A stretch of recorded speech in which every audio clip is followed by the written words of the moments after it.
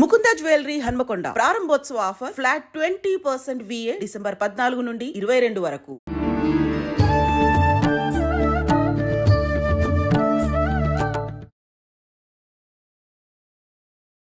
నమస్కారం, welcome to I dream. ధర్మ మార్గం విత్ విజిత కార్యక్రమానికి స్వాగతం. ప్రస్తుతం మనతో పాటు ఉన్నారు ప్రముఖ ఆధ్యాత్మికవేత్త లక్ష్మీ నరసింహస్వామి ఉపాసకురాలు శ్రీమతి స్రవంతి గారు. ఇప్పుడు వారితో మాట్లాడి ఒక మంచి ఇంట్రెస్టింగ్ టాపిక్ గురించి అడిగి తెలుసుకుందాం. నమస్తే మా. నమస్తే అమ్మా. మా ఈ మధ్య కాలంలో దేవుళ్ళ గురించి రకరకాలుగా వింటున్నాం. అంటే ముఖ్యంగా అంటే కనిపిస్తున్నారని చెప్పి, దేవుళ్ళు దేవతలు కనిపిస్తున్నారని చెప్పి, వాళ్ళతో మాట్లాడుతున్నామని చెప్పి ఇది చెప్పడం ఒక ఎత్తు అయితే, ఒక 2 days బ్యాక్ అనుకుంటా నల్లపోచమ్మ ఆలయంలో హోల్ సిటీలో అమ్మవారు నడవటం జరిగింది అని చెప్పి, ఆలయంలో అమ్మవారి పాదముద్రలు కనిపిస్తున్నాయి, పసుపుతో కూడి ఉన్న పాదముద్రలు అని చెప్పి మనం ఒక 2 రోజులుగా వింటున్నాం. నిజంగా అమ్మవారు ఒకవేళ నడిచినా అలా ముద్రలు కనిపించే అవకాశం ఉంటుందా? అలా నడుస్తారా నిజంగా అమ్మవారు? ఏమంటారు దాని గురించి? తప్పకుండా చెప్తాను. ఇక్కడ మనం గమనించాల్సింది ఏంటి అంటే అమ్మవారి అనుగ్రహం. కేవలం మనం ఇంత పూజ చేసినంత మాత్రాన, అంటే ఆవిడకి షోడశోపచార పూజలే కాకుండా మామూలుగా పంచోపచార పూజలు చేసిన, లేదు అంటే గనక భక్తిపూర్వకంగా ప్రేమతో మన మనసు అర్పించినా కూడా అమ్మవారు తప్పకుండా అనుగ్రహిస్తారు అనేది గుర్తుపెట్టుకోవాలి. మనం అందరం పిల్లలమే ఆవిడ. అవును, ఎన్నో తార్కాణాలు ఉన్నాయి ఇట్లా అమ్మవారు కనపడడం అనేది. అక్కడ తిరుగాడుతున్నారు, నడుస్తున్నారు, గజ్జల సౌండ్ అవుతూ ఉంటుందండి అని చెప్పడం. మీరు కాశీలో కూడా వారాహి అమ్మవారి గురించి కనుక మనం అక్కడికి గుడికి వెళ్తే అక్కడ ఉన్న వాళ్ళు చెప్తారు, రాత్రిపూట గజ్జల సౌండ్ అవుతుంది అమ్మవారని. ఆవిడ క్షేత్రపాలకురాలు, రాత్రిపూటే తిరుగుతారనమాట కాశీ క్షేత్రం అంతా కూడా. మీరు ఇంకా గమనించి ఇంకా అంటే అమ్మవారు ఎక్కడైనా కనపడతారా అసలు? మనం చాలా అన్నిటికీ మనకి ప్రూఫ్స్ కావాలన్నమాట. అంటే మనం నమ్మాలి అని అంటే అమ్మవారు చక్కగా కిరీటము నగలు అన్నీ వేసేసుకొని వచ్చి ఎర్రచీరే కట్టుకొని పెద్ద బొట్టే పెట్టుకుని మన ముందు కూర్చోవాలి. అప్పుడు కానీ 4-5 నిమిషాలు మనం మాట్లాడితే తప్పించి మనం నమ్మము అనేది సైకలాజికల్గా ఒకటి ఫిక్స్ అయిపోయి ఉంటాం. అంటే అలా నిజంగా ఒక మానవ రూపంలో మీరు అన్నట్టుగా వచ్చినా ఇదంతా ఒక నాటకమేమో అని చెప్పి మళ్ళీ అక్కడ కూడా ఆమె ఏదో మాయల ద్వారా ప్రూవ్ చేసుకోవాల్సి వచ్చే కాలంలో ఉన్నామేమో అమ్మ. అందుకే అమ్మవారు ఎప్పుడు కూడా తన ఉనికిని చాటుకుంటారు అనమాట. ఎందుకు చాటుకుంటారు అంటే గనక ఏ నెగటివ్ ఎనర్జీస్కైనా కూడా భయం. అందులో మనకి కూడా అమ్మో అమ్మవారు ఎక్కడ ఉన్నారు, ఆవిడ మనం చూస్తూనే ఉంటారు ఎప్పుడు కూడా. మనం గుడికి వచ్చినప్పుడు ఎవరికి తెలియకపోయినా కూడా మన మనస్సాక్షికి తెలుసు కదా మనం ఏం చేస్తున్నాం, మనం ఏం ఆలోచిస్తున్నాం, మంచా చెడ అనేది తెలుస్తుంది. కాబట్టి అమ్మవారికి ఉనికి అక్కడ ఉంది అని అంటే గనక మనం కూడా కరెక్ట్గా ఉంటాము అని చెప్పి ఒకటి. అమ్మవారి ప్రేమ అనుగ్రహం అట్లాంటిది. అంటే ఏదో చాలా ఇచ్చేసేయండి అప్పుడే నేను వస్తాను అనేది కాకుండా, మీరు చాలా సందర్భాల్లో దైవం మానుష రూపేణ అనేది ఎప్పుడైనా గనక మీరు చూస్తే గనక, దైవం లీల చూపిస్తే గనక చాలా సందర్భాల్లో చాలా పూర్ మందికి అంటే చాలా లేని వాళ్ళకి కనిపించిన సందర్భం ఉందన్నమాట. ఎక్కువ చాలా పెద్ద పూజలు చేసేసిన సందర్భాల్లో కనపడిన అమ్మవారు కూడా కేవలం మానసికంగా ఇది సమర్పించుకుంటున్నాము అంటే చాలు అమ్మవారు అనుగ్రహించిన సందర్భాలు ఎన్నో ఉన్నాయి. అంటే ఆవిడ ప్రేమకి కట్టుబడతారు, భక్తికి. అంటే భక్తి అంటే మీరు ఏదో చాలా చేసేయాలని కాదు, కొంచెం. మీరు చూస్తారు చూడండి, భగవద్గీతలో వస్తుంది ఫలం పత్రం పుష్పం తోయం అంటారు. ఏది ఇచ్చినా, మంచినీళ్ళు ఇచ్చినా పర్వాలేదు. అందుకే ఈశ్వరుడు కూడా కేవలం మంచినీళ్లతో అభిషేకం చేస్తే చాలు బోల్డ్ ఇచ్చేస్తాను అని అంటాడు అనమాట. అయితే ఇక్కడ మనం చూస్తే కనుక నేను కూడా వీడియో వినడం జరిగింది, చూడడం జరిగింది. అతను ఏమంటాడంటే, మేము ముందు తలుపులు తీసేటప్పుడు మేము నాక్ చేస్తాం. ఫస్ట్ నాక్ చేసిన తర్వాతనే డోర్ ఇలా కొట్టిన తర్వాతనే వెళ్తాము. ఈసారి అలా వెళ్ళలేదు, మామూలుగానే తలుపు తీసేశారు. కాబట్టి అమ్మవారి ఉనికి తెలిసింది అనేది అతని మాటల్లో నాకు అర్థమైంది అనమాట. అలాగే ఇక్కడ మీరు చూస్తే కనుక గ్రామ దేవతల దగ్గరికి వస్తే కనుక ఎప్పుడు కూడా పరిరక్షిస్తూ ఉంటారు గ్రామాన్ని అని ఖచ్చితంగా చెప్పుకోవచ్చు. అవును, నమ్ముతుంటాం. ఏదైనా మీరు ఇలాంటి ఉపద్రవాలు వచ్చినా కూడా గ్రామ దేవతలు పరిరక్షిస్తారు అక్కడ ఉన్న ప్లేస్ అని ఖచ్చితంగా చెప్పుకోవచ్చు అనమాట, అక్కడ ఉన్న వాళ్ళని.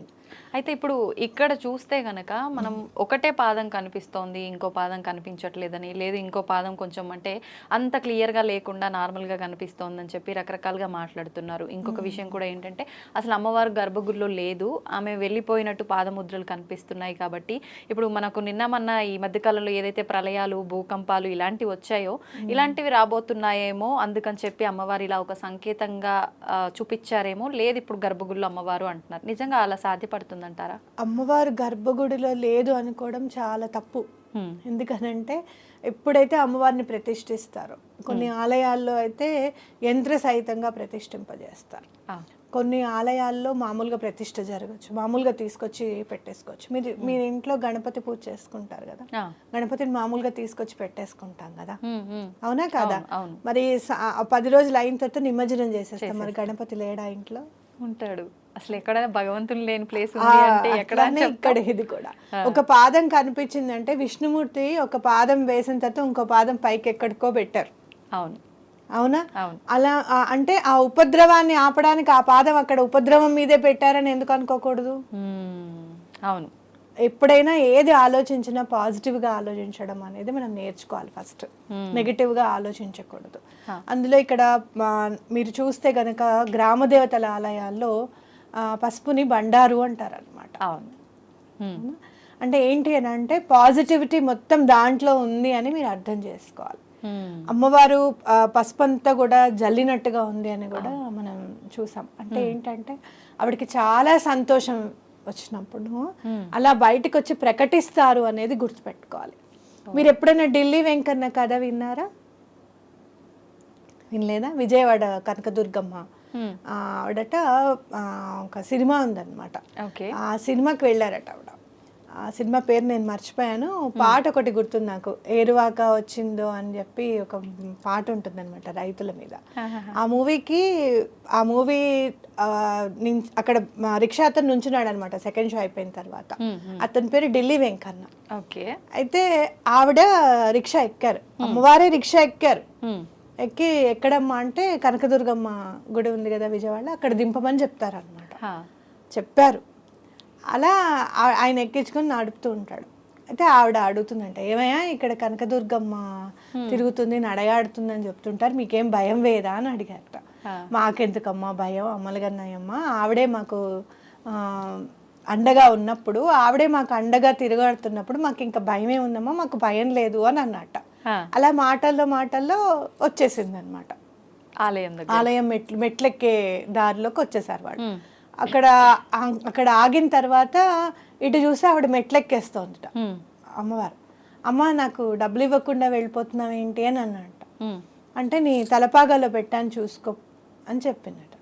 ఆవిడ పెట్టిన 10 రూపాయలను బంగారం గాజు ఉందిట తలపాగాలు. చూసే వరకల్లా ఆవిడ లేదుట అక్కడ. జరిగింది ఇది, నిజంగా జరిగింది ఇది. అయితే అప్పుడు అతను అమ్మవారు ఎక్కింది నా రిక్షా, అమ్మవారు ఎక్కింది, అమ్మవారు వచ్చింది, అమ్మవారు ఎక్కింది అని చెప్పి తర్వాత ఆ థియేటర్లో కూడా ఎక్కడో చూస్తే న్యూస్ పేపర్లో కూడా పడింది అనమాట. థియేటర్లో కూడా పసుపు కుంకుమ గాజులు అక్కడ ఉన్నాయి అని, ఆవిడ కూర్చున్న దాంట్లో అని చెప్పి ఉన్నాయి, అమ్మవారే వచ్చారని ఖచ్చితంగా. అంటే అక్కడ లేకపోయినా ఇతని చేతిలో అయితే బంగారం గాజు కనపడుతుంది కదా, అవునా కాదా? మరి ఇంకేం చెప్పాలి అమ్మవారి గురించి చెప్పండి. అట్లా సశరీరంగా అమ్మవారు తిరగాడతారు. మీరు ఎక్కడైనా చూడండి, ఏ గుడైనా కూడా అమ్మవారు నడయాడుతున్నారు అనడానికి ఇక్కడ తార్కాణం ఉంది, ఇక్కడ రుజువు ఉంది అనే కనిపిస్తుంది. అందులో గ్రామ దేవతల్లో చాలా పవర్ఫుల్ రేణుక ఎల్లమ్మ కానివ్వండి, అలాగే మీరు నల్లపోచమ్మ టెంపుల్ ఎక్కడున్నా కూడా నల్లపోచమ్మ గుడి చాలా పవర్ఫుల్ ఉంటుంది అనమాట. అమ్మవారు ఎలాంటి ఉపద్రవాలైనా కూడా తొలగింపజేస్తారు అమ్మవారిని ఖచ్చితంగా చెప్పుకోవచ్చు. మనం చూసుకుంటే కనుక కోవిడ్ మహమ్మారినే తరిమి కొట్టేసాం, అవునా కాదా? ఇలాంటివి ఏమైనా ఉపద్రవాలు ఉన్నా కూడా అమ్మ ఇలాంటి వాటిని అన్నిటి నుంచి నువ్వే రక్షించాలి అని చెప్పి అమ్మవారికి దండం పెట్టుకోవడం చాలా మంచిది. ఇది చూడడము అనేది సశరీరంగా, అసలు కళ్ళతో ఫోటో చూసినా కూడా ఒక్క పాదాన్ని, రెండో పాదం గురించి కాదు, ఒక పాదం చూసినా మనం చాలా అదృష్టవంతులం అని అనుకోవాలన్నమాట. అయితే ఇప్పుడు అంటే కొంతమంది ఇది మూఢనమ్మకము అని కొట్టి పారేసే వాళ్ళకి మనం ఖచ్చితంగా ఒక మంచి మీరు ఇందాక అన్నట్టుగా ఒక సాక్ష్యం అనేది ఖచ్చితంగా ఉండాలి కదా. అంటే వాళ్ళ అమ్మవారు ఏదో ఒకటి నిజంగా అమ్మవారి నడిచి గనక ఉంటే ఏదో ఒక రకంగా జనాలకి అక్కడ చేసే పురోహితులకు కానీ ఎవరి కల్లోనో వచ్చి చెప్పడం కానీ అమ్మవారి మహిమలు ఇలాంటివి కొన్ని సందర్భాల్లో జరిగినట్టు చూస్తుంటాం కదా. మరి అలా ఎందుకు తెలియజేయలేదు, ఇది నిజంగా అమ్మవారి పాదం అని ఎలా నమ్ముతాము అనే వాళ్ళు కూడా ఉంటారు కదా. ఎలా నమ్ముతాము అని అంటే మనసుని సంసిద్ధం చేసుకోవాలి అట్లా ఒకటి. రెండోది ఏంటి అని అంటే మనకి గట్టిగా అతను చెప్పేది ఏంటంటే ఎవరు లేరు, అందరూ గుడి నుంచి వచ్చేసారు బయటికి, తలుపులు వేసేసాము, జనరల్గా నాక్ చేసి వెళ్తాం. చెప్పింది కూడా అయ్యప్ప దీక్ష తీసుకునే కాబట్టి వాళ్ళు ఎంత బాగా చేస్తున్నారు పూజ. ఇప్పుడు ఎవరికైనా కూడా ఈ 43 రోజులు దీక్ష తీసుకొని మీరు ఏ పూజన చేయండి, మండలం దీక్ష తీసుకొని చేస్తే మనం ఎవరికైతే చేస్తున్నామో వాళ్ళు ఖచ్చితంగా మనకి పలుకుతారనమాట, గ్యారంటీగా. నేను ఇప్పుడు నిన్న 108 సార్లు సిద్ధమంగళ స్తోత్రం చదువుకున్నాను. ఎక్కడో మైండ్ ఉంటుంది కదా, మనుషులము అనేది మర్చిపోం మనం ఎప్పుడు కూడా. అవును. స్వామి ఇన్నిసార్లు ఇక్కడ చదువుతున్నాను కదా, నువ్వు ఇక్కడే ఉన్నావు అని చెప్పి నాకు ఒక్క రుజువు నాకు ఇవ్వు. ఎందుకంటే సిద్ధమంగళ స్తోత్రం ఎక్కడైతే చదువుతారో అక్కడ నేను ఉంటానని చెప్తారు శ్రీపాద శ్రీవల్లభులు అనమాట. ఆయన ఉవాచది, ఆయన వాక్ అది. ఇక్కడ ఉన్నావని చెప్పవా స్వామి అని అడిగి ఏమి పెట్టానంటే దీపం పెట్టుకున్నాను, పెద్ద దీపం. అది గాలికి బాగా ఇలా కదులుతోంది అనమాట. అయితే నువ్వు ఇక్కడ ఉంటే గనక ఈ దీపం నిశ్చలంగా వెలగాలి, 1 నిమిషంలో కనీసం 1 నిమిషం అన్నా నిశ్చలంగా ఉండాలి ఆ దీపం అని దండం పెట్టుకున్నాం. పెట్టుకున్న 2-3 సెకండ్లకి దీపం నిశ్చలమైపోయింది. నిశ్చలమైపోయింది దీపం, స్ట్రైట్గా అసలు కదలకుండా. అప్పుడు స్వామి ఉన్నావు. అంటే మీరు అలా సంకల్పం చెప్పుకోకపోతే అది నార్మల్ గా జరిగింది అనుకోవచ్చు, చెప్పుకున్న తర్వాత ఆగింది కాబట్టి మళ్ళీ అనుకున్నాను జస్ట్ కనీసం 1 నిమిషం అన్నా. ఆ 1 మినిట్ అయిన తర్వాత మళ్ళీ కదలాడింది అనమాట.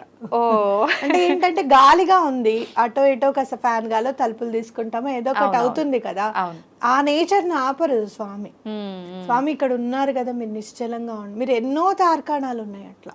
మీరు చూస్తే మనకి కాళహస్తిలో కూడా స్వామి గాలికి సంబంధించింది అనమాట, ఈశ్వరలింగం. అయితే ఆ స్వామి నిశ్చలంగా ఉచ్ఛ్వాస నిశ్వాసాలకి ఆ దీపాలు కదులుతూ ఉంటాయి అక్కడ ఎప్పటికీ కూడా. అది చూసి దండం పెట్టుకోండి అని చెప్తూ ఉంటారు కూడా. ఎవరైనా మామూలుగా గైడ్స్ వస్తూ ఉంటారు కదా, వాళ్ళందరూ చెప్తూ ఉంటారు ఆ దీపజ్యోతిని చూడండి, స్వామి ఉచ్ఛ్వాస నిశ్వాసాలకి కదులుతూ ఉంటుంది అని చెప్తూ ఉంటారు. అలా చాలా తార్కాణాలు ఉన్నాయి. కావాల్సింది నమ్మకం. అయితే ఇక్కడ చెప్పేది ఏంటంటే మండలం దీక్ష చేసినప్పుడు అలాంటి వాళ్ళకి ఖచ్చితంగా ఏదో ఒక రూపంలో అమ్మవారు అయ్యవారు కానీ దర్శనం అవుతుంది గ్యారంటీగా. ఇప్పుడు మా ఇంట్లో వర్క్ చేస్తారు ఒక అతను, ఆయన హనుమాన్ దీక్ష తీసుకున్నారు. హనుమాన్ దీక్ష తీసుకుంటే ఆయన పేరు గోపాల్. తీసుకుంటే మన ఇంటికి వచ్చారు, మామూలుగా దండం పెట్టుకుంటుంటే ఆంజనేయ స్వామి అంటే చాలా ఇష్టం నాకు.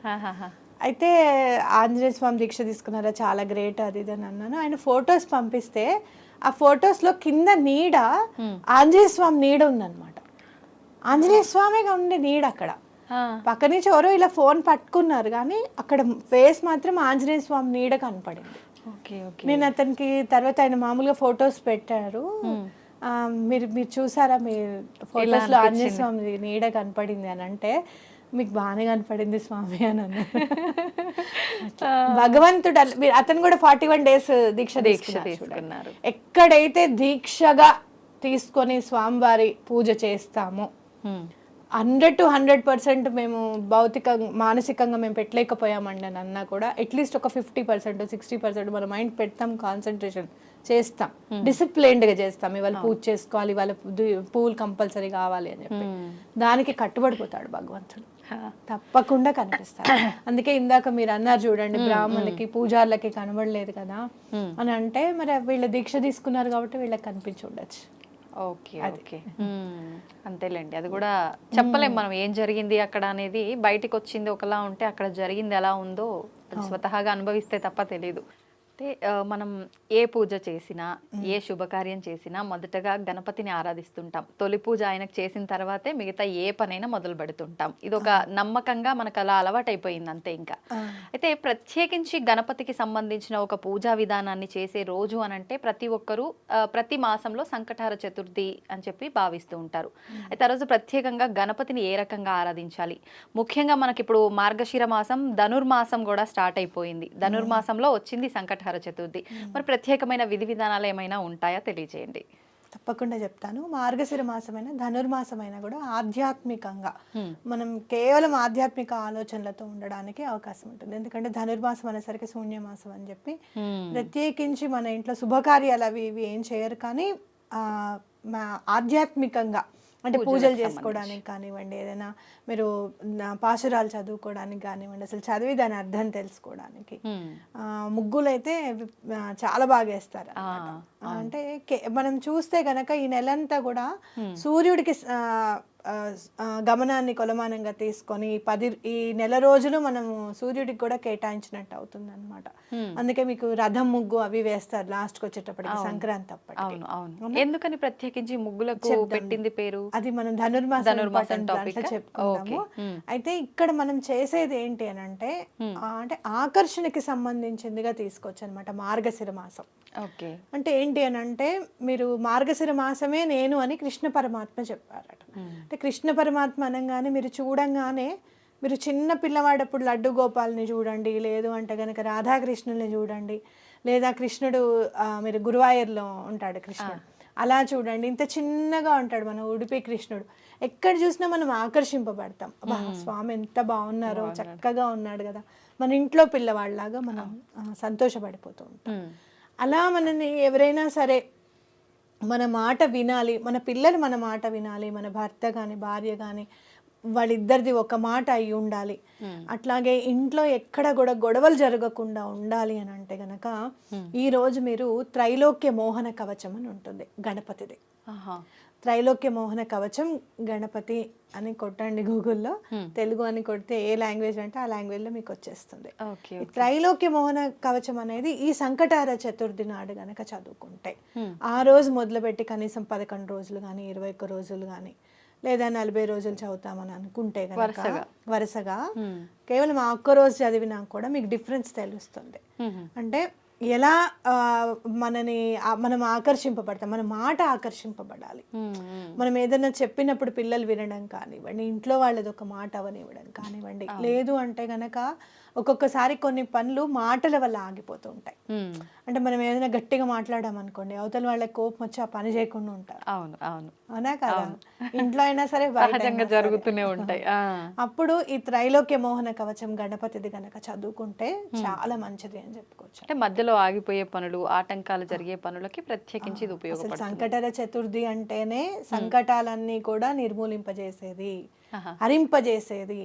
అసలు మనకి ఏ పనైనా కూడా ఆగిపోతుందండి, మేము మొదలు పెడుతుంటే ఆగిపోతుందండి. అసలు సంకటహర చతుర్థి చేసుకున్నామంటే కూడా మాకు అవ్వట్లేదు, ముందుకు వెళ్ళడం లేదు అని అనుకున్నప్పుడు మీరు ఏం చేస్తారంటే రేపు చేసుకుంటాను అట్లా ఇట్లా అని ఏం అనుకోకండి, మామూలుగా ఉండండి.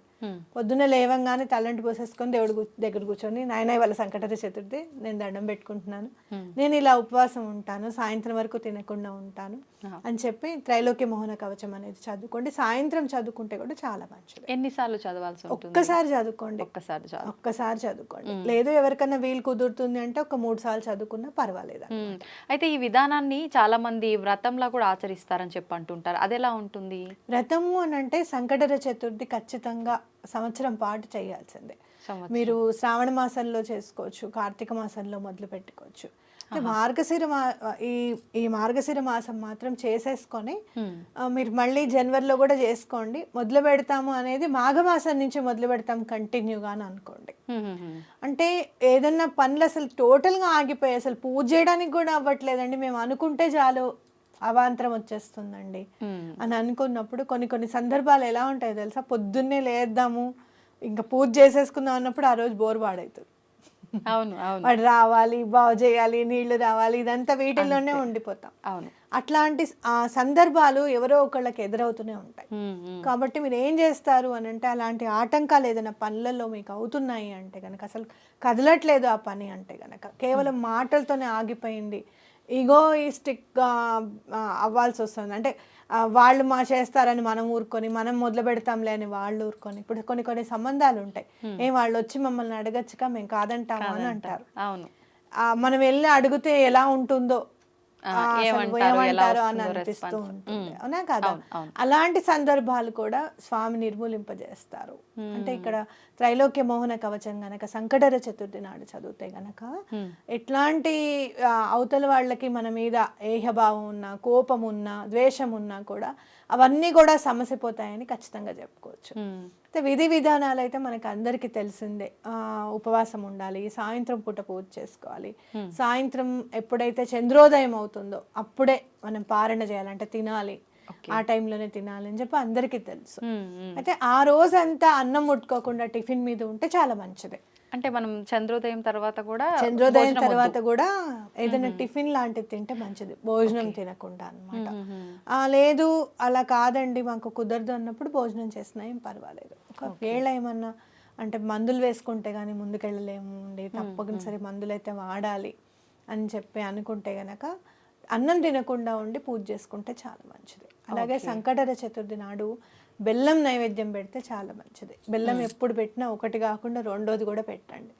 మనం చూస్తే వినాయకుడు ఎప్పుడు కూడా చిన్న పిల్లవాళ్ళగా అనిపిస్తాడు నాకు, మన ఇంట్లో చిన్న పిల్లవాళ్ళగా. ఒక చేతిలో పెట్టంగానే రెండో చేయి అడుగుతాడు స్వామి అని నేను ఎప్పుడు చెప్తాను. పిల్లలు అంతే కదా, ఒకటి ఇయ్యంగానే ఇంకొకటి అంటారు. కాబట్టి అట్లా స్వామిని కూడా మన ఇంట్లో చిన్న పిల్లవాళ్ళగా భావించి తీసుకుంటే, గణపతికి పూజ చేస్తే తొందరగా ఎందుకు అయిపోతుంది అని అంటే గనక ప్రకృతి మయంగా ఉంటుంది ఆయన పూజ అంతా కూడా. అంటే గరికని చాలా ఇష్టపడతారు, అలాగే మీరు ఎక్కడ అసలు ఉమ్మెత్తలు జిల్లేళ్ళు కూడా యాక్సెప్ట్ చేస్తారు స్వామి, అవునా కాదా పూజలు. కాబట్టి మనం చూస్తే కనుక ప్రకృతికి చాలా దగ్గరగా ఉంటాడు స్వామి అనేది. అలాగే మీరు చూస్తే నలుగు పిండితో స్వామి శరీరం చేయబడింది అంటే అది కూడా ప్రకృతిమయమే అనుకోవచ్చు అన్నమాట. అంటే అమ్మవారికి చాలా దగ్గరగా ఉంటాడు స్వామి, చాలా తొందరగా అయిపోతుంది పని అని ఖచ్చితంగా చెప్పుకోవచ్చు. అమ్మ ఎంత తొందరగా అనుగ్రహిస్తుందో అలాగే విఘ్నేశ్వరుడు కూడా అంతే తొందరగా అనుగ్రహిస్తారు. మీకు కేతు గ్రహ సంబంధ బాధలు ఉన్నా, బుధ గ్రహానికి సంబంధించిన బాధలు ఉన్నా కూడా చాలా చక్కగా పూజ చేసుకోవచ్చు. విఘ్నేశ్వరుడు గనుక పూజ చేసుకుంటే ఆ గ్రహ దోషాలన్నీ కూడా తొలగిపోతాయి అన్నమాట. ఓకే, అయితే ఇప్పుడు ప్రత్యేకించి వారాల లాగా మనం ఏదైనా పూజ చేసినప్పుడు ఈ వారం వీలు కుదరకపోతే మరొక వారం ఎక్స్ట్రా చేసుకుంటాము అనుకుంటాం. ఇప్పుడు సంకటహర చతుర్థి అనేసరికి నెలలో ఒకసారి చేసుకుంటాము, ఈ నెల కుదరలేదు అంటే నార్మల్గా చేసుకునే వాళ్ళకి, లెక్కలు సంకల్పం లేని వాళ్ళకైతే పర్వాలేదు వదిలేసినా అనుకుంటారు. ఇప్పుడు మీరు అన్నట్టుగా సంవత్సరం లాగా చేయాల్సింది అనుకున్న వాళ్ళు ఒకవేళ ఏదైనా ఆ నెలలో కుదరకపోతే ఒక నెల పెంచుకునే అవకాశం ఉందంటారా? చేసుకోవచ్చు, తప్పేం లేదు. అయితే కొంతమంది అంటారు మనకు ఈ రోజు అలా కుదరని పక్షంలో ఆడవారికి ఎప్పుడైతే మనం స్నానం అయిపోతుందో 5 రోజులు ఆ తర్వాత రోజుని ఆ రోజుగా భావించి చేసుకోవచ్చు, అదే ఫలితం వస్తుంది అని చెప్పి అని అంటారు. అలా లెక్కలోకి వస్తుంది అంటారా? పూజకి ఎప్పుడు ఉన్నా కూడా తిథి వార నక్షత్రాలు అనేది చాలా ఇంపార్టెంట్. మీరు అన్నది మేనిఫెస్టేషన్ లో ఉపయోగించుకోవచ్చు. అంటే ఆ రోజు చేద్దాం అనుకున్నాను చేయలేదు, ఇప్పుడు చేస్తున్నాను అని చెప్పి వెళ్ళొచ్చు. కానీ పూజకి నేను ఎప్పుడు కూడా సంకటహర చతుర్థి నాడే చేసుకోవాలి. మీరు అన్నది కరెక్టే. మీరు ఎప్పుడైతే శ్రావణ మాసం మొదలు పెడతారో నెక్స్ట్ వచ్చే భాద్రపదానికి అడ్డు రాకూడదు, ద్వితి విఘ్నం అయినట్టుగా ఉంటుంది మన మనసులో. అట్లా రాకుండా చూసుకోండి. ఎప్పుడన్నా మధ్యలో ఒక నెల అప్పుడు గనక కార్తీక మాసంలోనో మార్గశిర మాసంలోనో మీకు అడ్డొచ్చిందని అనుకోండి, పూజ చేసే వాళ్ళకి అడ్డొస్తే గనక మళ్ళీ వచ్చే మార్గశీర్ష మాసంలో అది కంప్లీట్ అయ్యేటట్టుగా చూసుకోవచ్చు. అంటే ఒక నెల ఎక్స్ట్రా చేసేసుకొని మీరు చూస్తే కనుక శ్రావణ మాసం నుంచి శ్రావణ మాసం వరకు సంవత్సరం అవుతుంది అంటే 13 నెలలు అవుతుంది కదా. అప్పుడు ఒకవేళ మీరు కంటిన్యూ చేస్తే చేసేసుకోవచ్చు మళ్ళీ, దానికి ఏం బాధ లేదు. లేదు మేము కంటిన్యూ చేయట్లేదంటే ఏ నెలలో సంకటహర చతుర్థి అయితే గనక మీరు వదిలేశారు, ఇప్పుడు ఈ మార్గశీర్ష మాసానికి మీకు అడ్డొచ్చింది, నెక్స్ట్ ఇయర్ మార్గశీర్ష మాసానికి కంప్లీట్ చేసుకోండి అది. ఎందుకంటే మీరు చూస్తే ప్రతి ఒక్క సంకటహర చతుర్థికి పేర్లు ఉంటాయి అన్నమాట. ప్రతి ఏకాదశికి ఎలా అయితే పేర్లు ఉంటాయో సంకటహర చతుర్థికి కూడా పేర్లు ఉంటాయి. అంటే ఆ నెల ఇప్పుడు ఈ నెల వచ్చేది అకూరత సంకటహర చతుర్థి, ఇదే అకూరత సంకటహర చతుర్థి మళ్ళీ చేసుకోవాలన్నమాట గ్యాప్ వచ్చిన వాళ్ళు. ఓ అంటే ప్రతి ఇప్పుడు మీరు అన్నట్టు మార్గశిర మాసంలో మళ్ళీ వచ్చేది అకూరత అకూరతనే అది వస్తుందా? ఉంటుంది. అవును, ఇప్పుడు ఈ అకూరతనే పేర్లు ఉంటుంది. ఎందుకని అకూరత అంటే అర్థం అంటే ఏమొస్తుంది? మనకి ఒక్కొక్క విశిష్టత తెలపడం అన్నమాట. పేర్లు ఏంటి అని అంటే విశిష్టత తెలపడం. అకూరత అంటే ఏంటంటే ఎలుక మీద వాహనంగా, ఎలుకని వాహనంగా చేసుకున్న స్వామి అని అర్థం అన్నమాట. అంటే ఎంత పెద్ద భారీ కాయం కదా ఆయన. అవును అవును అసలు లాజిక్ అందుతుందా? ఎలుక మీద ఎలా కూర్చున్నాడు ఆయన అసలు అని అంటే, కదా. ఎంత పెద్ద సమస్య అయినా కూడా చిటికలో నీకు నెరవేర్చేస్తాను అని చెప్పి స్వామి మనకి చెప్పినట్టు అర్థం చేసుకోవాలి. ఓకే అంటే సాధ్యపడనివి కూడా సాధ్యపడతాయి సాధ్యపడనివి కూడా అనడానికి సాధ్యపడతాయి అనడానికి నిదర్శనం ఇది. కరెక్ట్. ఓకే ఓకే సో అట్లా మనం ఒక్కొక్క నామానికి ఒక్కొక్క ఆ నామాలు తెలుసుకుంటే చాలు అసలు స్వామి మీద మనకి భక్తి ఏర్పడడానికి. అవును అర్థమైంది. ఏకాదశి నామాలు ఒకటి, అలాగే ఈ సంకటహర చతుర్థి నామాలు ఒకటి చూసుకుంటూ ఉంటే స్వామివారిది అబ్బా ఏదైనా సాధ్యం కదా, అంటే భక్తికి మించింది లేదు, భగవంతుడికి మించిన వాడు లేడు అనేది మనకు అర్థమవుతుంది అనమాట. అంతే అంతే మామూలుగా మన హిందూ ధర్మ ప్రకారంగా గోవుని రక్షించండి, గోవుని కాపాడండి అని చెప్పంటారు. అంటే గోవుని ఒక అంటే అమ్మలాగా సకల దేవతలు కొలువై ఉంటాయి అని, ఒక గోమాత అని చెప్పి ఒక అమ్మ రూపంగా ఒక అన్ని రకాల దేవతలు కొలువై ఉన్న ఒక పెద్ద క్షేత్రంలా ఆవుని ఆరాధిస్తూ ఉంటాం మనందరం కూడా. అయితే ముఖ్యంగా మనం అలా అని చెప్పి ఆవుని తీసుకొచ్చి ఇంట్లో పెట్టుకోవడానికి కుదరదు. అందుకని చెప్పి ఆవు బొమ్మని ఇంట్లో తీసుకొచ్చి కనుక పెట్టుకుంటే సాక్షాత్తు గోమాతే మన ఇంట్లో ఉంది అని చెప్పి భావించి చాలా మంది ఆవు చిన్న దూడతో ఉన్న ఒక ఆ గోవు విగ్రహాన్ని ఇంట్లో పెట్టుకోవడం జరుగుతుంది. నిజంగా అలా పెట్టడం కరెక్టే అంటారా? ఇలా ఆలోచించడం కూడా కరెక్టే అంటారా? చాలా మంచి ఆలోచన. మనం ఇంట్లోనే కాదు, చిన్న వెండి బొమ్మని కూడా పూజ రూమ్ లో పెట్టుకుంటే చాలా మంచిది. ఒకవేళ వెండి అంత మేము తీసుకోలేము అంటే గనక ఏదైనా బ్రాస్దైనా ఇత్తడిదైనా కూడా కంచుదైనా మనం పెట్టుకుంటే చాలా మంచిది. ఎందుకు అని అంటే గనక గోవు ఎక్కడి నుంచి వచ్చింది? ఇప్పుడు మనం మాట్లాడుకునే గోమాత చిన్న దూడ ఉన్న దాని పేరు ఏమంటారు అంటే కామధేను అంటారు. అసలు కామధేను పేరు కూడా సురభి. సురభి. ఆ చిన్న దూడ పేరు నందినీదేవి. మీరు చూడండి, నందిని అన్న పేరున్న వాళ్ళు చాలా మంది సక్సెస్ రేట్ లో ఉంటారు. ఆ పేరుకి కూడా అంత బలం ఉంది, పవర్ ఉంటుంది. నందిని నేను చాలా మందిని చూసాను, ఎవరైతే నందిని అనే గనక పేరు పెట్టుకుంటే వాళ్ళ సక్సెస్ రేట్ చాలా మందిని నేను చూసాను. అయితే ఆ గోమాతని మనం ఎందుకు, ఆ సురభిని నందిని ఉన్నది పెట్టుకోవడం ఎందుకు అని అంటే గనక, మీరు చూస్తే కామధేనువు కూడా లక్ష్మీ అమ్మవారితో పాటే పుట్టిందనమాట. ఎక్కడైతే మనం అమృతం కోసం సముద్ర మథనం జరిగిందో, పాల సముద్ర మథనం జరిగిందో, అందులో నుంచి ఒక్కొక్కటి పుట్టుకుంటూ వచ్చాయి అనమాట. కామధేనువు కూడా అక్కడి నుంచే వచ్చింది. అయితే ఇంట్లో పెట్టుకుంటే ఏంటి అని అంటే గనక, మీరు చూస్తే తెల్లగా ఉంటుంది ఆవు. ఒక్కసారి ఇమాజిన్ చేసుకోండి, తెల్లటి దూడ, మీ కళ్ళ దగ్గర ఇట్లా పింక్ కలర్ వచ్చి కాటుక పెట్టినట్టే ఉంటుంది గోమాతలకి, అవునా కాదా? అలా చూసుకున్నప్పుడు మీకు వెంటనే మనసు చాలా శాంతపడినట్టుగా అనిపిస్తుంది. ఊహించుకుంటేనే అంత శాంతి. నిజంగా అసలు గోమాతని, తెల్లగా ఉన్న గోవునిను దూడని చూస్తే ఇంకా శాంతంగా అనిపిస్తుంది. అక్కడి నుంచి వెళ్ళాలనిపించదు మనకి కన్నం పెట్టుకో. కాబట్టి అలా తెల్లటి ఐడల్ కనుక పెట్టుకుంటే గనక, ఎందుకంటే అంత పెద్దది బ్రాసు తెచ్చుకోవాలంటే కూడా చాలా కష్టం. కాబట్టి ఇప్పుడు చాలా రకరకాలు వస్తున్నాయి, రేడియం అని, తెల్లదని, దానికి చక్కగా నగిషీలు గోల్డ్ కలర్ వేసి తీసుకొచ్చి అలంకరణ తెచ్చుకొని పెట్టుకుంటే, మీరు దాన్ని చూసినప్పుడల్లా ఒక రకమైన శాంతం అనేది మనశ్శాంతి అనేది కలుగుతుంది అనమాట. గోవుని చూస్తే మనశ్శాంతి. అలాగే మీరు ఇంకా ఆవు పాలు ఇస్తుంది, దూడ తర్వాత మనకి ఇస్తుంది అని తెలుసు కదా, మనకి సాక్రిఫైస్ అనేది కూడా మనకు అలవాటవుతుంది. అలాగే స్వార్థం లేకుండా ఉండడం అనేది ఇంట్లో వాళ్ళందరికీ కూడా అలవాటు అవుతుంది. అంటే కేవలం బొమ్మ నుంచే మనకి ఇంత కలుగుతాయా, ఇన్ని వస్తాయా అని అంటే గనక, చిత్రం చూసినప్పుడు మనం అది గుర్తు పెట్టుకుంటాం. ఏదైనా కూడా చిన్న పిల్లలకి ఇదేంటి అని చెప్పి చూపించినప్పుడు వాడు యాపిల్ అని, బాల్ అని గుర్తుపడతాడు 2-3 సార్లు చెప్పినప్పుడు, అవునా కాదా? అలాగే తల్లిని కూడా గుర్తుపడతాడు, కేవలం టచ్ ద్వారానే గుర్తిస్తాడని తెలుసుకోవచ్చు కదా. అంటే ఏంటి, ఏదైతే ఆ బొమ్మ సంకేతం ఇస్తుందో ఆ సంకేతాలని వెంటనే మన బ్రెయిన్ కూడా క్యాప్చర్ చేస్తుంది అని గుర్తుపెట్టుకోవాలి ఇక్కడ. మ్మ్, మ్మ్. ఓకే, కాబట్టి ఆ గోవుని కేవలం ఐడోలేనా బొమ్మేనా అంటే ఆ బొమ్మ మీద కూడా ప్రేమ ఏర్పడుతుంది మనకి. అయ్యో జాగ్రత్తగా పెడతాం, పిల్లలకి అందకుండా పెట్టుకుంటాం, అవున రోజు దులుపుతాం చేస్తాం కదా. అట్లా ఎంతో కొంత గోవుకే కాదు బొమ్మకి సేవ చేసినా కూడా మంచి జరుగుతుంది అని మనం నమ్మాలి ఇక్కడ. భగవంతుడిని ఎట్లా అయితే మనం అర్చాపూర్వకంగా ఎలా అయితే ఆయన విగ్రహాన్ని తీసుకుని వచ్చి అక్కడ భగవంతుడు ఉన్నాడని నమ్ముతున్నామో, అలాగే ఈ గోవు బొమ్మను కూడా తీసుకొని వచ్చి మన ఇంట్లో గనక పెట్టుకుంటే శాంతి పరిడవిల్లుతుంది అని ఖచ్చితంగా నమ్మండి. ఓకే, అయితే ఇప్పుడు మీరు అన్నట్టు ఆ సిల్వర్ది ఒకవేళ పూజా మందిరంలో పెట్టలేని వాళ్ళు షోకేజ్గా మనం హాల్లో డెకరేటివ్ ఐటమ్స్గా పెట్టకుండా అదే ఐటమ్ ఏ మెటీరియల్ అయినా తెచ్చి పూజ రూమ్లో పెట్టి పూజ చేసుకోవచ్చు అంటారా? లేదు అసలు ఇంకా పూజ రూమ్లో పెట్టము అనుకున్న వాళ్ళు షో ఐటమ్గా కూడా పెట్టుకోవచ్చు. పూజ రూమ్లో మీకు అంతగా కాకపోతే గోవువి ఫోటోలు దొరుకుతాయినమ్మా చక్కగా.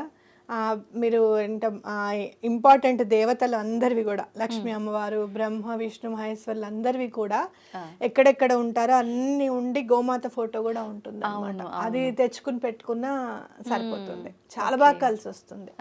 అయితే ఇప్పుడు ఈ ఆవు బొమ్మ ఏదైతే విగ్రహం ఉందో దూడతో కలిగి ఉన్న కామధేనువుది, మనం ఎవరికి వాళ్ళు స్వతహాగా కొనుక్కున్న దానికన్నా ఒకరు మనకి ఎవరైనా గిఫ్ట్గా ఇచ్చినా, మనం ఎవరికైనా ఇచ్చినా కూడా ఇంకా మంచి ఫలితం ఉంటుంది అని చెప్పంటారు. అది నిజమే అంటారా? చాలా మంచిది. ఎందుకు అని అంటే అందరం గోవుని దానం చేయలేము, అవునా కాదా? ఇప్పుడు చాలా సందర్భాల్లో ఇంట్లో గోవు వచ్చి గృహప్రవేశం అప్పుడు కూడా కుదరడం లేదనుకుని కూడా ఈ గోవు బొమ్మను తీసుకొని గృహప్రవేశం చేస్తున్నారు. ఎంతో కొంత సనాతన ధర్మాన్ని పాటిస్తున్నాము అన్న ఫీలింగ్ కలుగుతుంది ఒకటి. రెండోది ఏంటంటే అలా ఇచ్చినప్పుడు మనకి వాళ్ళ మీద ఉన్న ప్రేమ అనేది కూడా తెలుస్తుంది. వాళ్ళు బాగుండాలి, వాళ్ళు చక్కగా ఉండాలి, గోవునిస్తే వాళ్ళ ఇంట్లో సమృద్ధి సుఖ సంతోషాలు పరిడవిల్లుతాయి అని చెప్పి నమ్మే కదా మనం ఇచ్చేది. అలా వేరే వాళ్ళు కూడా మనకి ఇచ్చేది అందుకే. కాబట్టి తప్పకుండా గిఫ్ట్ ఇస్తే మాత్రం చాలా మంచిది అనమాట ఈ బొమ్మ ఇస్తే. అలాగే ఏ డైరెక్షన్ లో పెట్టుకోవాలి మనము, అది కూడా మనం చూడాలి అని అనుకుంటే ఎటువంటి పరిస్థితుల్లోనూ బెడ్రూమ్ లో పెట్టుకోకూడదు. హాల్లోనే నార్త్ ఈస్ట్ వైపు కానివ్వండి, అంటే ఉత్తరం వైపు అంతా కూడా పెట్టుకోవచ్చు అనమాట. అట్లాగే మీకు బిజినెస్ ఒకవేళ రన్ అవ్వట్లేదు అంటే గనక సౌత్ వెస్ట్ పెట్టుకుంటే చాలా మంచిది. అలాగే సౌత్ ఈస్ట్ పెట్టుకున్నా కూడా చాలా మంచిది. ఆగ్నేయం వైపు పెట్టుకున్నా కూడా మంచిది. మరి లివింగ్ రూమ్ అమ్మ ఆగ్నేయం వైపు ఉండదు కదా అంటే, లివింగ్ రూమ్ లో ఎక్కడైతే మీకు ఆగ్నేయం వైపు కనపడుతుంది, బిజినెస్ నడవట్లేదు అనుకున్న వాళ్ళు అక్కడ పెట్టుకోండి. లేదంటే నార్త్ ఈస్ట్ వైపే పెట్టుకోండి. మాకు ఏమి ఆగ్నేయం వైపు పెట్టడం మాకు అలవాట్లేదండి, మా ఇంట్లో వాళ్ళు ఒప్పుకోరు అని అనుకున్నప్పుడు ఈశాన్యం మూల పెట్టుకోవడం అనేది కూడా చాలా మంచిది అనమాట. ఇంకా చెప్పాలి అని అంటే, మీరు చూస్తే కామధేనువు ఎక్కడ కూడా ఎవరికైతే స్వార్థం ఎక్కువగా ఉంటుందో వాళ్ళ దగ్గర లేదు. చాలా మునుల దగ్గరే ఉంటుంది అనమాట ఎక్కువగా. అంటే వేరే వాళ్ళకి సహాయం చేయాలి, దాని నుంచి వచ్చేదంతా కూడా వేరే వాళ్ళకి సహాయం చేయాలి అనే వాళ్ళ దగ్గరే ఉంది. కానీ బలవంతంగా తీసుకెళ్ళిపోదాము, ఇది మా దగ్గర ఉండాలి అని అనుకున్న వాళ్ళు, పెద్ద పెద్ద వాళ్ళు కూడా వాళ్ళ రాజ్యం అంతా పోయి వాళ్ళు చాలా ఇబ్బందులు పడిపోయారు అనమాట. అంటే ఏంటి ఇక్కడ మనకి ఏం అర్థమవుతుంది అని అంటే, మనకి కూడా మనం సంపాదించిన దాంట్లో ఎంతో కొంత ఒక 5% 10% లేదు కాదు అంటే 1000 రూపాయలు 1000 రూపాయలు కాదు 100 రూపాయలే నేను ఇవ్వగలుగుతాను అనుకున్నప్పుడైనా ఎంతో కొంత భగవంతుడి కోసం ఖర్చు పెట్టే విధంగా కూడా మనని ప్రేరేపిస్తుంది. బొమ్మ తీసుకొచ్చి ఉన్నప్పుడు మనకి ఎలాంటి ఆలోచన కలుగుతుంది అంటే, అయ్యో మనకి ఇంత మంచి జరిగింది కదా, ఈ చారిటీకి ఏమన్నా ఇద్దామా, ఈ భగవంతుడికి ఏమన్నా ఖర్చు పెట్టుకుందామా అనే ఆలోచనని తప్పకుండా తీసుకొస్తుంది మనకి. కాబట్టి అలాంటి ఆలోచన మనకు వచ్చింది అని అంటే మంచే కదా. అంటే ఏంటంటే మనలో ఉన్న మంచితనాన్ని ఇంప్రూవ్ చేస్తూ ఉంటుంది అనమాట, డే బై డే ఇంప్రూవ్ చేస్తూ ఉంటుంది. కాబట్టి గోవుని చూసుకుంటే గనక భూమి మీద ఒకే ఒక్క ప్రాణేమో ఆక్సిజన్ ని తీసుకొని ఆక్సిజన్ ని వదిలే ప్రాణి కేవలం గోమాతే. కాబట్టి అలాంటి కామధేను బొమ్మని ఇంట్లో పెట్టుకుంటే మంచి జరుగుతుందని నమ్మాలి. సంతోషం అమ్మ. చాలా మంది మూఢనమ్మకం అని కొట్టి పారేసే వాళ్ళు కూడా ఉన్నారు. అలా కాదు, నిజంగా మనం విగ్రహం పెట్టుకున్నా కూడా అమ్మవారిని సాక్షాత్తు ఆవుని తీసుకొచ్చి పెట్టి పూజించిన దాని కిందకే వస్తుంది అని అంటే అంతకు మించింది ఏముంటుంది ఇంకా ప్రతి ఒక్కరికి కూడా. నేను చాలా బుక్స్ చదువుతాను కదా, బుక్స్ చదివినప్పుడు కొన్ని కొన్ని బుక్స్ లో ఎట్లా ఉంటుంది అని అంటే, మీకు ఈ గ్రహ దోషాలు ఉన్నాయా, కోతులకు ఆహారం పెట్టండి, ఈ గ్రహ దోషం ఉందా, కుక్కల్ని పెంచుకోండి, ఈ గ్రహ దోషం ఉందా, స్ట్రీట్ డాగ్స్ కి పెట్టండి అని బుక్స్ లో చదువుతూ ఉంటాను నేను. Okay okay. అయితే ప్రతి దాంట్లోనూ గోసేవ చేయండి అనేది ఖచ్చితంగా కనిపిస్తూ ఉంటుంది. అవును అవును. మనం గోసేవ చేయాలి అంటే గోశాలకి వెళ్ళాలి, చెయ్యాలి, ఇదంతా ఉంటుంది. అయితే ఒక గోవుని పెట్టుకోవడం అంటే ప్లేస్ ఉన్నా కూడా ఇవాళ మనం కుక్కని పెంచుకోగలుగుతున్నాం, కానీ గోవుని పెంచుకోవాలంటే మనకి ఆలోచన చాలా. గోవుని పెంచుకోవడం కూడా అంత ఈజీ కూడా కాదు, ఎందుకనంటే దానికి వర్షంలో ఉండదు అది, దానికి కంపల్సరీగా మామూలుగా అన్ని జంతువులాగా వర్షంలో తడిచిపోతానే ఉండదు, దానికంటే ఒక ప్లేస్ ఉండాలి, మట్టి అనేది ఉండాలి, ఫ్లోరింగ్ అనేది ఉండకూడదు, మట్టిలోనే ఉండాలి, ఇదంతా ఉంటుంది. కాబట్టి కష్టమే, నేను కాదని నేను అన్నాను.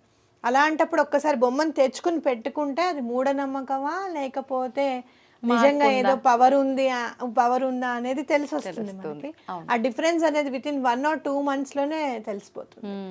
అప్పుడు మనకి ఆ నమ్మకం కిందకి మారుతుంది. అవును, ఎవరైతే మూఢనమ్మకం అని భావిస్తారో వాళ్ళే ఇంకో నలుగురికి మాకు ఇలా జరిగింది అని చెప్పుకుంటారు. అవును, నేను చాలా ప్రాబ్లమ్స్ లో ఉన్నప్పుడు రబ్బర్ బొమ్మ కొన్నా, ఇంత 30 రూపీస్ ఇప్పటికీ గుర్తు నాకు. ఆ బండి వాడికి నిజంగా ఎప్పటికీ రుణవాడు ఉంటాను నేను. అప్పుడే ఏదో ఆలోచిస్తున్నాను ఎలా తీరుతాయా అని అంటే, ఆ బండి మీద నుంచి వస్తున్నాడు, పెద్ద బొమ్మ ఏమో 100 or 120 చెప్పాడు, చిన్న బొమ్మ 35 రూపీస్ చెప్పాడు. అదే ఆ రబ్బర్ బొమ్మే 35 రూపీస్ పెట్టే తీసుకొచ్చా ఇంటికి. నెమ్మదిగా పాజిటివిటీ అనేది పెరిగింది. మీకు ఇంకో విషయం చెప్తాను, చాలా దుష్ట ప్రయోగాలు ఉన్నాయండి, నరదిష్టి ఉందండి మాకు, మేమంటేనే పడట్లేదండి జనాలకి, ఇట్లాంటివన్నీ ఉంటాయి కదా, అవన్నీ కూడా తొలగిపోతాయి ఈ ఒక్క బొమ్మ ఇంట్లో ఉండడం వల్ల. నెగటివిటీ అనేది తప్పకుండా డిజాల్వ్ అవుతుంది. ఎందుకు అనంటే అది భగవంతుడి అంటే లక్ష్మీ అమ్మవారు పుట్టారు, చంద్రుడు పుట్టాడు, అలాగే ఇంద్రుడి సింహాసనం పుట్టింది, ఎన్నో పుట్టాయి. ఆ తర్వాత అమృతం మనకి దేవతలకి దొరికింది. ఆ అమృతాన్ని ఇవ్వలేదేమో భగవంతుడు, కానీ ఆ భగవంతుడి నామాన్ని తలుచుకుంటే చాలు అమృతమే అది అని చెప్పి మనకి చెప్పకనే చెప్తున్నాడు. ఏదో భాండాగారంలో వచ్చేసేది అమృతం అని అంటే మనకి మానవులం కాబట్టి, కేవలం ఆయన నామాన్ని తలుచుకుంటేనే అదే అమృతం మనకి. అదే అంటారు కదా, శ్రీరామని నామం ఎంతో రుచిరా అని అంటారు, అంటే ఆయన ఆ నామమే చాలు. అలాగే ఈ గోవు బొమ్మనే చాలు ఈ నెగటివిటీస్ అన్నిటిని కూడా క్లియర్ చేయడానికి అని చెప్పి గట్టిగా నమ్మాలి. ఓకే, అయితే ఇప్పుడు మనకు ప్రతి ఒక్కరు మీ లైఫ్ లో ఏదైతే జరిగిందో దానివల్ల, అలాగే చాలా మంది విషయాల్లో పెట్టుకుంటే మంచి జరిగిందనే చెప్పే వాళ్ళే కానీ చెడు జరిగిందని ఎక్కడ చెప్పలేదు. అంటే ఉండకపోతే ఫలితం ఉండదు, కానీ మనకు వచ్చిన నష్టం ఏం లేదు, పెట్టుకొని చూస్తే ఆ మార్పు మనకి అర్థమవుతుంది. కాబట్టి లేదు, అసలు చెడు జరగకపోవడం కూడా మంచే కదా. అంతే కదా, అక్కడ మంచి జరుగుతున్నట్టే. మనం ఎప్పుడు ఏమని ఆలోచిస్తాము అని అంటే, 10 రూపీసే ఉన్నాయి, ఇంకో 5 రూపీస్ వస్తే బాగుండు, రాలేదుగా అనుకుంటాం, కానీ ఆ 10 రూపీస్ ఖర్చు అవ్వలేదు కదా, అవి ఉన్నాయి కదా నీ దగ్గర. అవును, అవేవో నిలబడుతోంది కదా, నీ దగ్గర ఉంది కదా, అది కూడా పాజిటివిటీ కదా. మన ఆలోచన విధానం పాజిటివ్ గా ఉందనుకోండి, ఆటోమేటిక్ గా అన్ని పాజిటివ్ గా జరుగుతాయి. ఇలాంటివి ఎన్హాన్స్ చేస్తాయి. మరి నువ్వు పాజిటివ్ గా ఆలోచించినప్పుడు నీకు ఇంకేం బాధ లేదు కదా అని అనుకున్నప్పుడు, సరే ఐడల్ తెచ్చుకోవడం దాకెందుకు, రోజు ఒక గూగుల్లోనే మీరు ఫోటో డౌన్లోడ్ చేసుకొని చూడండి, జస్ట్ చూడండి అంతే. ఒక 10-15 రోజులు చూసిన తర్వాత ఎటువంటి మార్పు వచ్చింది అనేది మీరు రిజిస్టర్ చేసుకోండి మైండ్ లో, ఆటోమేటిక్ గా తీసుకొచ్చుకుంటారు. సంతోషం, చాలా చక్కగా వివరించారు, ధన్యవాదాలు.